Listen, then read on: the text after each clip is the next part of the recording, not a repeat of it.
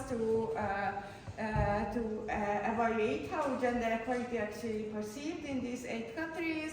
And of course, as we all know the context, we were really interested whether actually in those countries where this kind of anti-gender backlash already in government for even long time, are they different from other countries where actually the liberal forces are still in strong force and they are still kind of in the right place where they should be. We used all kind of like statistics based on vote for right-wing populist parties and also the well-known gender inequality indexes.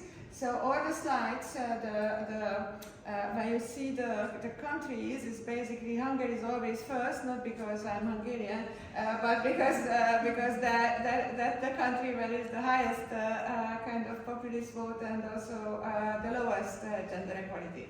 So it's not that, but I'm also a bit proud of the first one on the list all the time.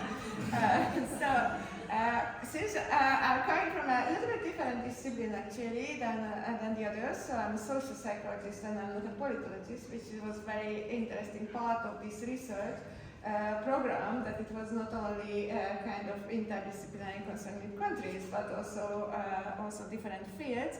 I will talk a little bit about more psychological issues here. So first of all, what we were most interested actually, how this threat perception actually, which kind of like seems to be an assumed kind of force behind backlash. So basically, many people are saying that, yeah, maybe white males feel threatened, and that's why this force is there, and that's why they are accepting these kind of ideologies. So that was one thing we wanted to see, that how it's different in different countries and what is related to, what kind of other factors are related to, and also how much actually this kind of statement, which usually also populist, I mean that's basically how they communicate, that they are actually talking the truth, they are just saying the truth basically, and they are saying what normal people are thinking, and kind of like kind of challenging the elite who is just a minority, and we shouldn't listen to them. So we were also interested that is it true actually that citizens are actually just really against gender equality. So these two things which I will show you in this presentation. So first I will show you what we measured. We tried to use actually established scales because of course it was a great opportunity that we could do anything, we could put anything into our survey, but we were kind of wanted to play safe and actually use scales and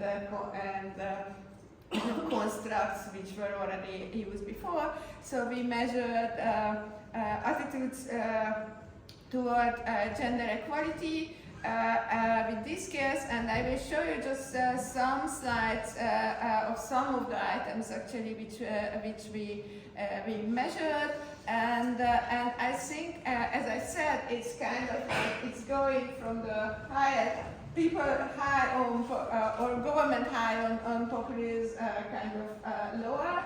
And what you can see actually all of these slides, that basically it's not something linear.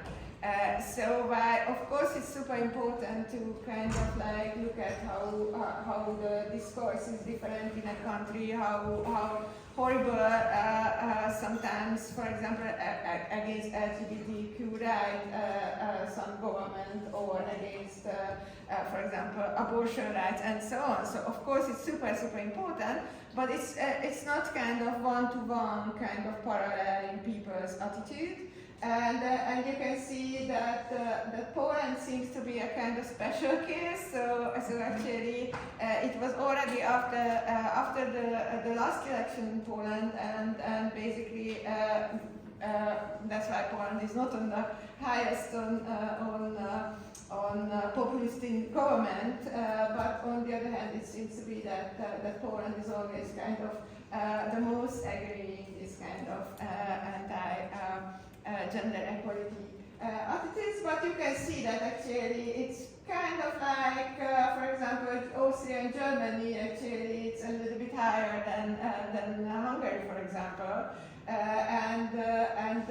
Of course, you always see that males are always kind of more accepting gender inequality than females. But again, you can see also among women that is not kind of like the same in each country, and that is kind of acceptance also among women. So these 4 slides about gender equality, you can see basically the same pattern. Depending on the exact item, it's a little bit more or less, but basically if you look at the comparison, it's basically the same pattern. And so this one is from modern sexist care. For example, this item often used in social psychology, that basically saying that, you know, it's already achieved, we don't have to talk about it.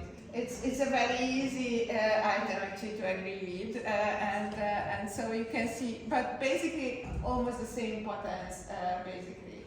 But you can see also that Spain, which went through a kind of radical change in the last decades about gender equality. So if you think about a Spanish society where gender equality just 2 decades ago, it was very, very different than nowadays. But you can see the backlash actually very much. So, it seems to be that men in Spain seem to have perhaps have this kind of threat perception, which we will talk a little bit about later. Of course, political representation is super important for all of our topic. The good news is actually that it's quite low, the agreement. So yeah, and you know, more than 0 is more than what we need. But in our country actually, it's kind of like quite low. This kind of like agreement that women cannot do politics, which is good news actually, and it's also,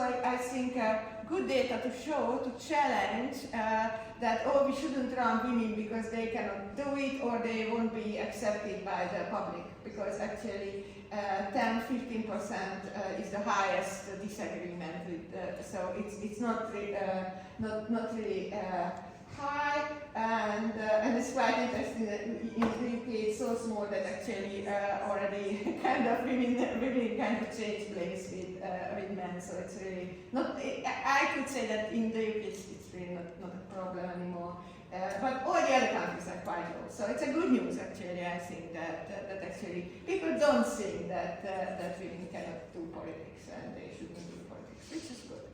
Okay, so the other construct which we were looking at was attitudes toward feminism, and here we have a kind of interesting ambivalence about feminism, because what we found that actually there is a kind of like recognition that feminism was important to achieve what we achieved.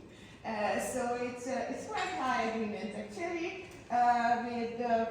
with the statement that actually feminism did gain important rights. So that's quite good news that actually feminism is not kind of like negative if we ask about the political gains.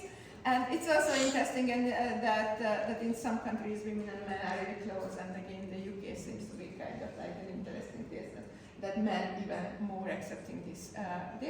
On the other hand, we can also find negative attitudes. So that's a quite strong statement to agree with, and Poland again and Spain again.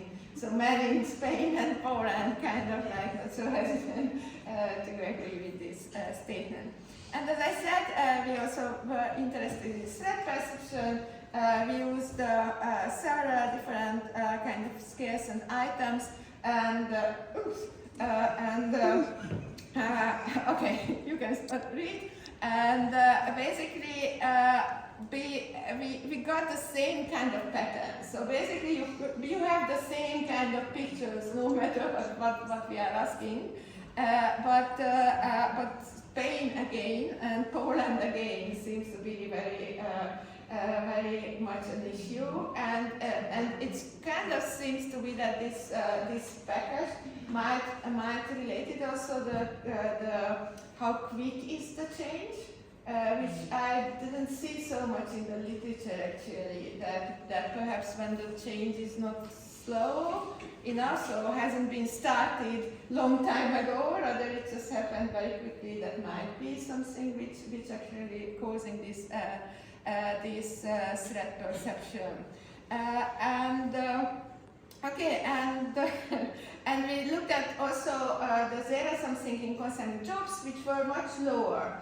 So it seems to be that the self-perception is more symbolic, more about general men losing power. On the other hand, it's again a good news actually that actually people are more kind of or less worried about kind of real life issues like, for example, women taking away jobs for men.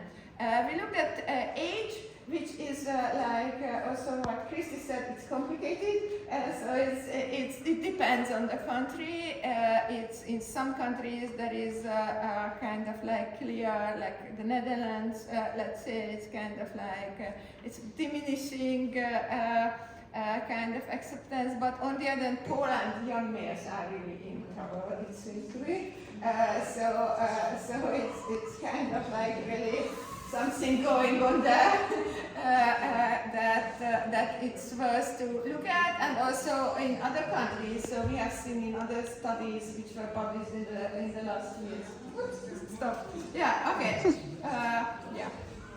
Okay. So just one sentence about the perception. The perception. The good news is actually that actually people are more gender equal when we really look at the opinions than how people perceive others.